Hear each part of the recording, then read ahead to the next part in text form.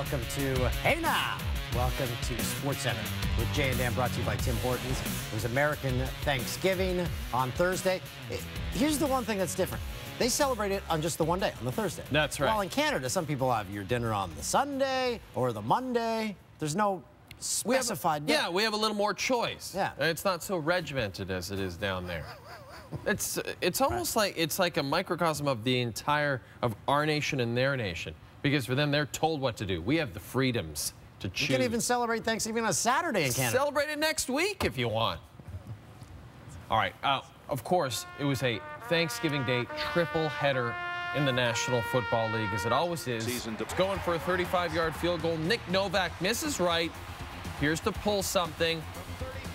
It was a back injury. Second game in a row a kicker's been injured against the Cowboys, so punter Drew Casey warming up and not hitting the target. Luckily, Novak returned at the end of the half. Saw Hunter Henry in the end zone. However, Novak would miss the extra point, left the game again. Turns out LA didn't need him. Late third, Rivers. Chargers are up 16 over the Cowboys. Dallas has not scored a touchdown in 9 quarters. That ties a franchise worst. 3 catches. 3 catches. 2 plays later, Rod Smith. The Cowboys' first TD in 154 snaps. They missed the 2-point conversion, but Rivers comes right back. Meanwhile, have won 5 straight after starting the season 0-4. Cowboys' season spiraling out of control. Vikings and Lions. Detroit has historically enjoyed the holiday stage, having won 4 straight Thanksgiving matchups at Ford Field. Minnesota hanging on to a 2-game lead over the Lions atop the NFC North. 6-0 Vikings in the first. Matt Stafford botches the handoff to Amir Abdullah. Minnesota recovers in Lions territory. It's like that ball had been soaking in Vaseline all day. That's Stafford's 8th fumble this season. He's in. First rushing touchdown of the season. And look, they sit down for a Thanksgiving dinner. That's nice. Minnesota put up 13 points in 94 seconds. Detroit averaging over 31 points during their 3-game win streak. Second quarter, Stafford under pressure. Watch out behind you. Watch out behind you. Brought down by Everson Griffin. Griffin, who celebrated the birth of his son before the game, asked for some suggestions on what to name his baby boy. And I tell everyone, you name a boy Gus. That's what you do. Keenum finds Kyle Rudolph for a 22-yard score. Keenum's 9th touchdown in 4 games. Vikings take a commanding 20-3 lead. Next Lions possession. Under a minute to play in the half. Stafford with time. Goes deep for Kenny Galladay. Watch this catch. What? How did he? But I thought 34-yard line, an incredible catch with Trey Wayne stripped all over him. That led to a Detroit touchdown. Lions down 10 at the half. Gets the pressure off the edge. This one down the sideline. Flags are thrown. Catch is made. Touchdown. What a catch. Marvin Jones Jr. That was the opening drive, 4th quarter. No team's ever come back down from 17 points on Thanksgiving. Incredible grab. Lead cut to 4. Concern behind the play, though. Stafford comes up limping after a Vikings lineman lands on his right ankle. Is it knee? Is it ankle? He's a bit gingerly. Oh, that doesn't look good. Walked off the field, stayed in the game. Stafford, 29 game-winning drives since 2011, ranks first in the NFL. That ankle heavily taped, going for it, 4th and 8. And it picked off. That's your game. Mini extends their win streak to 7 games. Case Keenum, he's now 7-2 this season. Might say he's on the case. Giants and Redskins, New York, coming off its 2nd win of the season, an overtime win over the Chiefs. These young fans dressed as head coach Ben McAdoo and offensive coordinator Mike Sullivan. Nice. I like it. Meanwhile, Eli has the most dropped passes in the National Football League. Would he benefit from these youngsters calling the play? Drops it. Ingram's 8th drop, which also leads the league. And by also, I mean also. Giants forced to punt. It's 2012. Can we turn up the music behind this highlight pack for a second? It sounds like it's from like the Knight Rider soundtrack. Yeah, very much so. Ben McAdoo's offense with 1 first down in the second half. Washington wins. 60 yards and 8 plays. No, what's great about the CFL makes it unique. The league doesn't even call its MVP the MVP. It's the most outstanding player. And those two you just saw are this year's candidates. Mike Riley against Ricky Ray at the Shaw CFL Awards Thursday night in Ottawa. Two guys in their 30s, both thrown for over 5,000 yards this season. And this year's MOP is Mike Riley. Yahoo! Riley, whoa, what a hat. Started all 18 games for the Eskies, finished the regular season as Edmonton's all-time leader for yards thrown and total touchdowns. He's the 7th Eskimo to win the award. And first Eskimo to be named MOP since Tracy Ham in '89. You know, every other team in the CFL had at least one MOP winner over that 28-year gap. That is crazy. Most outstanding Canadian, Winnipeg native Andrew Harris. You had Mark Trestman named Coach of the Year for the 2nd time. James Wilder Jr., the only CFLer to appear on SportsCenter with Jay and Dan. He was named Most Outstanding Rookie. TSN executive Paul Graham was awarded the Hugh Campbell Distinguished Leadership Award for his contribution to Canadian football. Graham is TSN's vice president and executive producer of live events. He's produced several hundred CFL games, as well as the last 9 Grey Cups. We sure wish he would replace producer Tim on this show. The 105th Grey Cup presented by Shaw goes this Sunday. Extended pregame coverage begins at 1 Eastern, 10 a.m. Pacific across the TSN network. Hey, it's Grey Cup Sunday! 6 Eastern, 3 Pacific. That man's wife and behind the set wanted no part of getting into that shot. Still to come. Fuming from frustration, Nazem Kadri offers an apology to the official he accidentally hit in the face. That's next.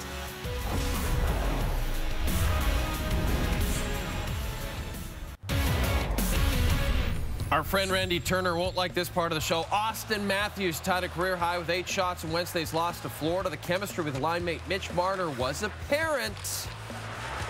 Toronto tries to snap their 2-game slide Friday against Carolina. Wayne, let's crank this music up.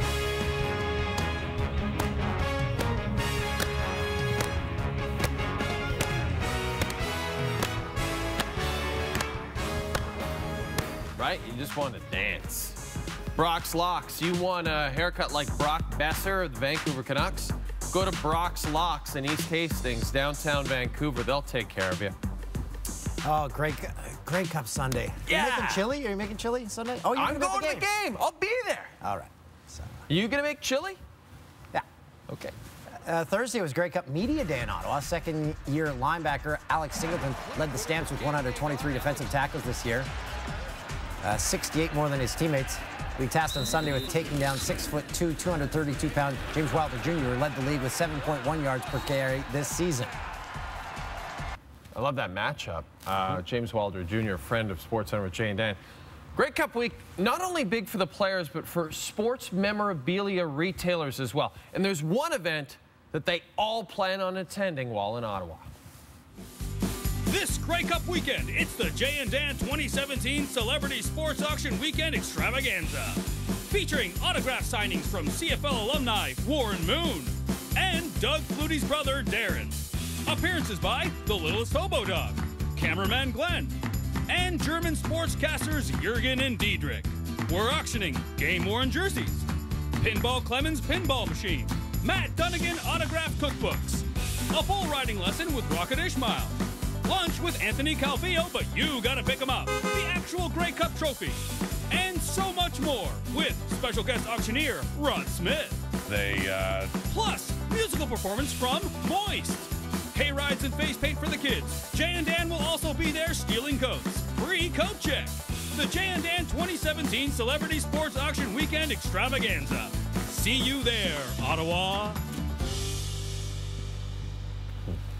You know, Wednesday night, if you're watching the show, you saw this. Nazem Kadri took his frustrations a bit too far, accidentally hit an official in the face, the butt end of his stick.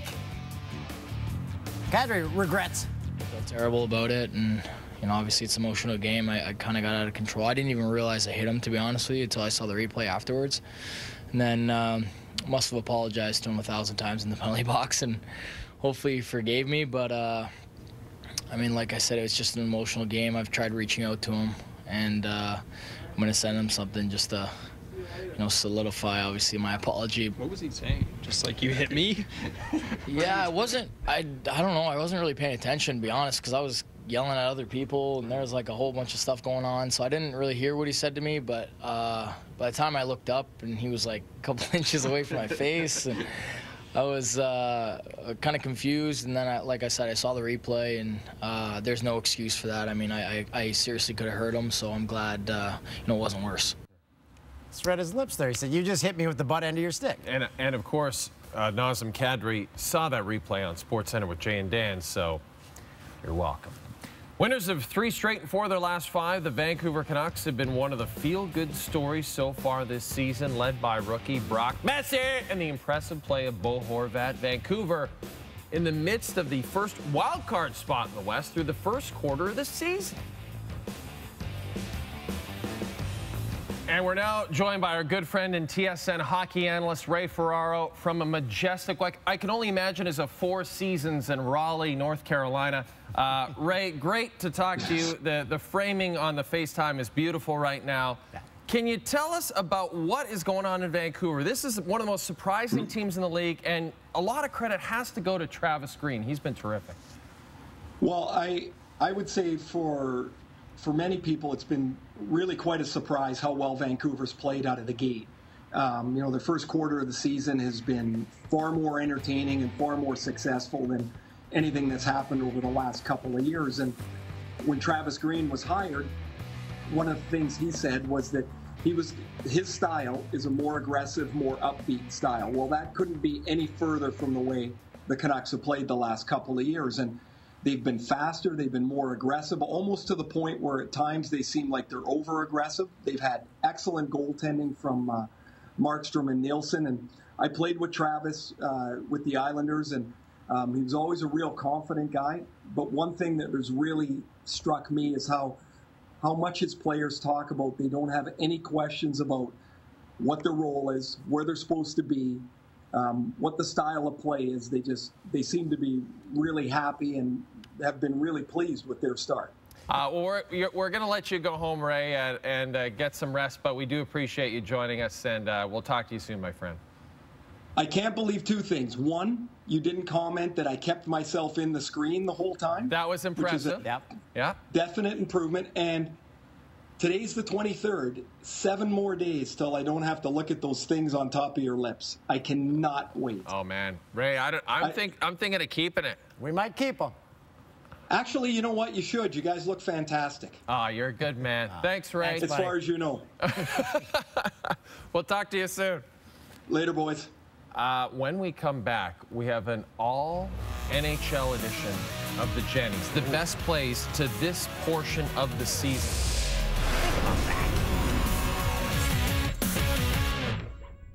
Jennies! NHL edition. These aren't in order. This is not a top 10. Yeah, because there's good and bad plays like this. This one just happened on Wednesday. Mika Zibanejad. Yeah, he lofted a pop fly. The whiff. For Scott Darling. Darling, no catching. This is the Devin Dubnyk one. Look at that. Dubnyk, he uses the poke check, like the classic poke check, full extension of the stick. He uses that quite a bit, and I love it. He makes the Dominic Hasek type save there.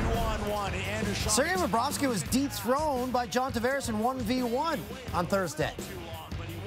This save, though, he almost ran the gamut. Probably the cheekiest goal of the season so far. Yevgeny Kuznetsov. Looks like he's going behind the net.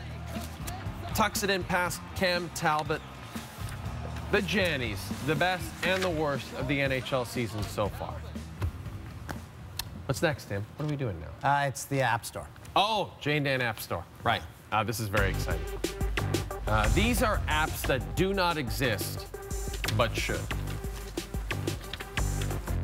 Where do we begin? Oh, Ricky X-Ray. Ever wonder what your favorite CFL player's skeleton looks like? Just open up the Ricky X-Ray app Hold your phone up to a member of the Argos this Grey Cup weekend, and the X-Ray app will show you what's behind those pads. Or you could hold it up to a member of the Calgary Stampeders too. Warning, this app releases unsafe amounts of radiation. Snapchat. No, not Snapchat. Snapchat is for football fans who just like watching the snaps. Chat with other snap lovers and watch all the snaps from a full slate of games. It's like a mobile version of NFL Red Zone, but unbelievably boring. And finally, Tortorella. This app is just a looping video of Blue Jackets head coach John Tortorella yelling and screaming. Download the Tortorella app. Keep the sound on, and remember that no matter how angry you are about something, Torts is much, much angry. It's the Jay and Dan App Store. They're apps that don't exist, but should. Yeah, and big sale on Black Friday on our apps on the on the Jay and Dan App Store. Yeah. We're going to take a commercial break, Dan. When we come back, so many other fun things. We've got our quarterly review of the NHL.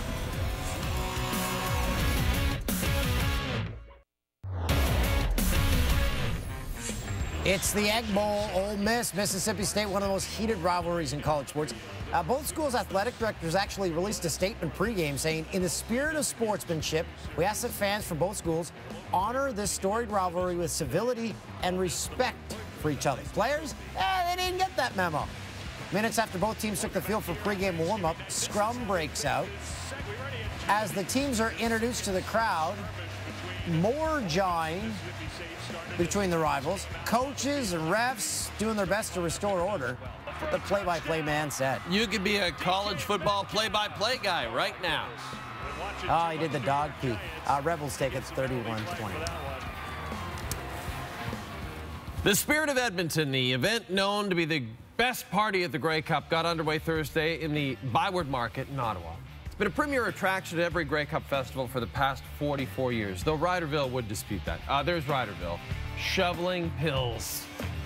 Just shovel? Hey, you got any more pills? I got a shovel. Shovel full of pills at Ryderville. Always a good time as well.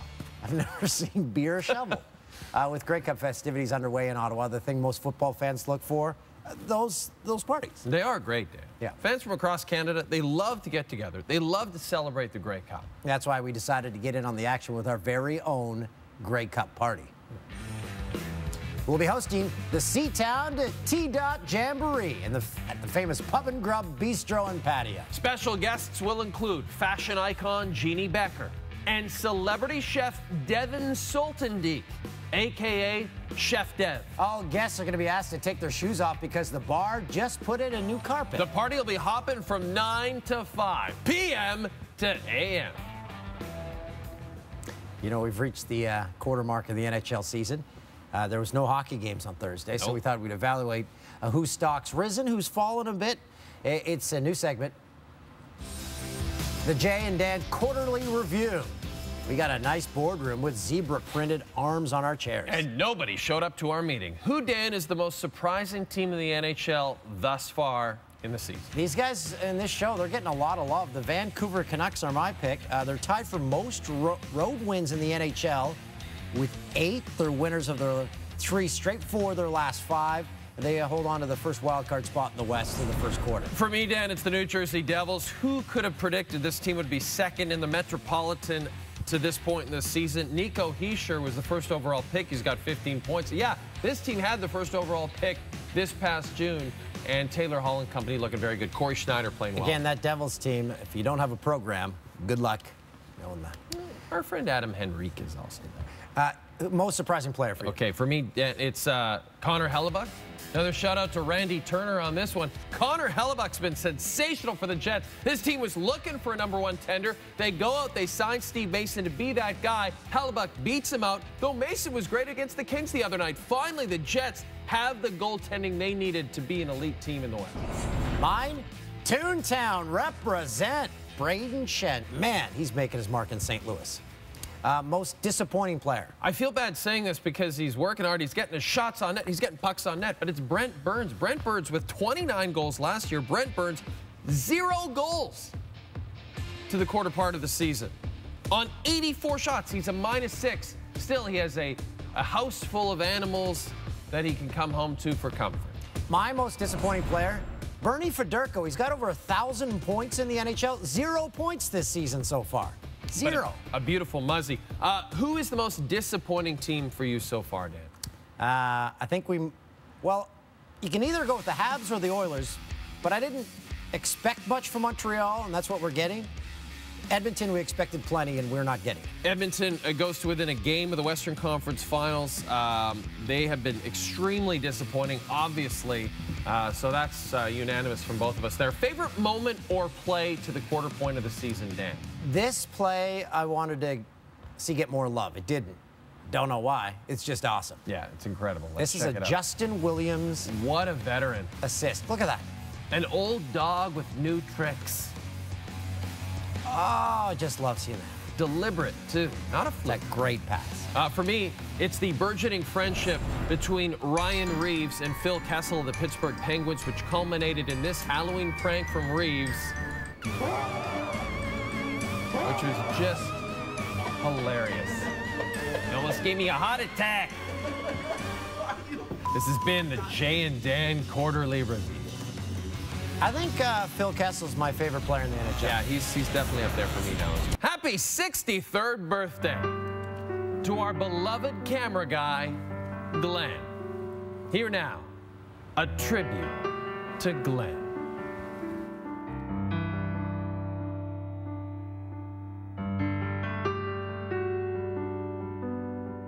I told you never to badmouth the Oshawa Generals. Wait. Is Glenn just hitting G-Bone with a bat? Dan, I think your eyes are going bad. Glenn is the sweetest guy you will ever meet. He never hurt anyone.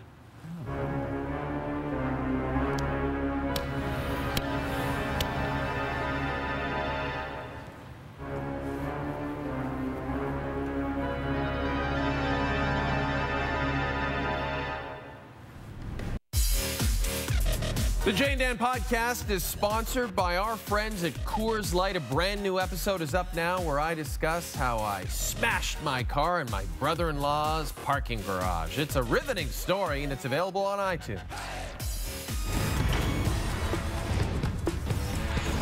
1v1. If you got some time this weekend, you try it.